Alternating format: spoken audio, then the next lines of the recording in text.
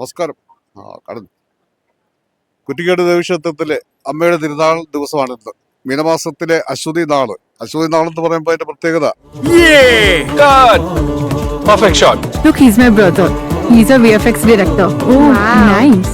പുതിയ ഇന്ത്യ പുതിയ കരിയേഴ്സ് തിരഞ്ഞെടുക്കുന്നു, ജോലികൾ തയ്യാറാകുന്നു. ഇന്ന് തന്നെ ജോയിൻ ചെയ്യൂ അരീന ആനിമേഷൻ. റിക്രൂട്ടേഴ്സ് ചോയ്സ്, ഇൻഡസ്ട്രിയുടെ വോയിസ്. ദേവിയുടെ തിരുനാൾ എന്ന് പറയുമ്പോൾ അശ്വതി നാളിൽ ആഘോഷിക്കുന്ന ഉത്സവം, അത് ക്ഷേത്രത്തിലെ പ്രധാന ഉത്സവങ്ങളിൽ ഒന്നാണ്. മീനമാസത്തിലെ അശ്വതി നാളിലാണ് ഉത്സവം നടക്കുന്നത്.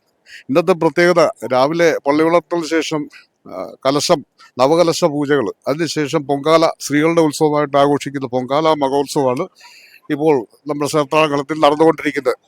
ഇതിനുശേഷം നമുക്ക് അലങ്കാര പൂജ അകത്ത് നടക്കും. അതിനുശേഷം നമുക്ക് പ്രസാദകൂട്ട് വളരെ പ്രാധാന്യമാണ്. മഹാസദ്യ എന്നാണ് പറയുന്നത്. ഏകദേശം 10,000 അടുത്ത ആൾക്കാർക്ക് ഉള്ള സദ്യവട്ടങ്ങൾ ഞങ്ങൾ ഒരുക്കിയിട്ടുണ്ട്. വൈകിട്ട് 4 മണിക്ക് ശേഷം 7 മണിക്ക് ദീപാരാധന കഴിഞ്ഞതിന് ശേഷം മണിപ്പൂർ ജംഗ്ഷനിൽ നിന്ന് സ്ത്രീകളുടെ താലപ്പൊലി ഘോഷയാത്ര, ദേശ താലപ്പൊലി ആണ്. അതിന് അനേകം ഫ്ലോട്ടുകളും ഗജവീരനും തിടമ്പേറ്റിയ ഭഗവതിയെ ക്ഷേത്രത്തിലേക്ക് നമ്മൾ ആനയിച്ചു കൊണ്ടുവരുന്നു. അത് അമ്പലത്തിലെത്തിയതിനു ശേഷം വടക്കുപുറത്ത് ഗുരുതിയാണ് വളരെ പ്രധാനം.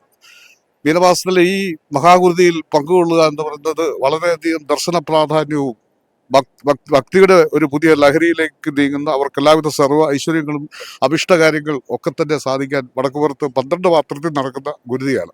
ആ ഗുരുതിയാണ് മഹാ പ്രാധാന്യം അർഹിക്കുന്നത്. ഇന്നത്തെ ദിവസത്തിന്റെ ഏറ്റവും വളരെ പ്രത്യേകത എന്ന് പറഞ്ഞാൽ, ഇവിടെ 127 മൂർത്തികളുടെ സംഗമ കേന്ദ്രമാണ് കുറ്റിക്കാട് ദിവസം.